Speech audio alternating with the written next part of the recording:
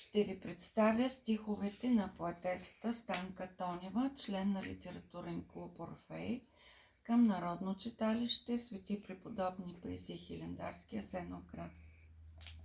Животе, не ми отнемай правото да остарявам, да правя ситни крачки до прозореца, да местя сутрин рано календара, да слагам листи в купчето с спомени, да губя ключове и да намирам, да нищо правя и да закъснявам, да гледам как изпълваш всички мигове с хора, на които обич давам, как моите деца са вече възрастни, които с времето се надпреварват, как безпощадно къдрят ситни бръчици лицето ми, ръцете ми и тялото.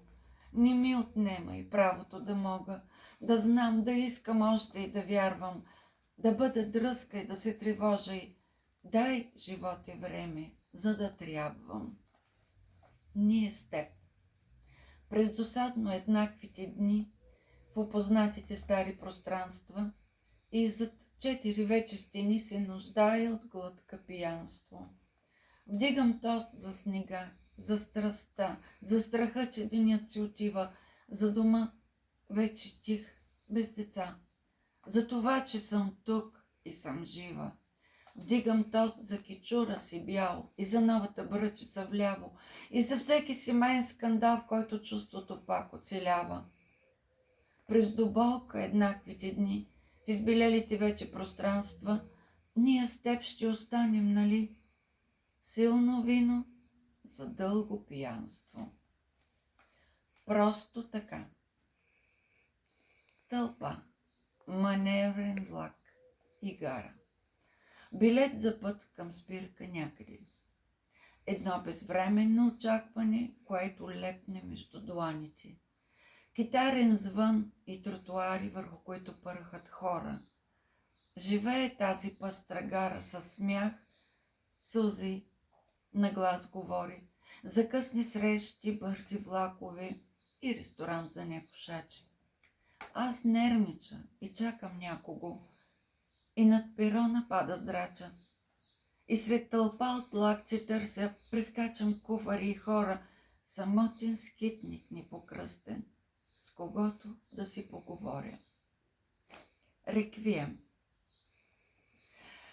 В отеснялата дреха на чувствата явно зле се почувствахме двама и промъкна се в нощите душни неизбежната сянка на драма.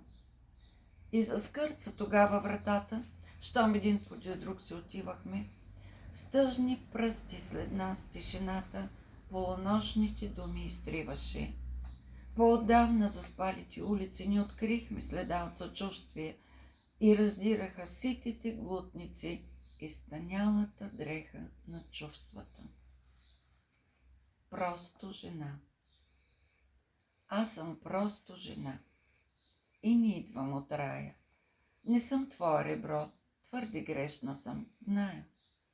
Все събирам илюзии и закърпвам надежди и над празнични дрехи скъсвам делнични вежди. Аз съм просто жена, и сестра, и съпруга, щедра, стисната, зла, твоя мъдрост и лудост. И в минути на страст късам мъжките копчета, предизвиквам войни и изричам пророчества. Аз съм просто жена, твоя, негова, тяхна. Безграничност и впряг и предателка вярна, прозаично законна, безкахърно любовна.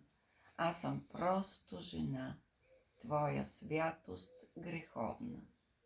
Благодаря.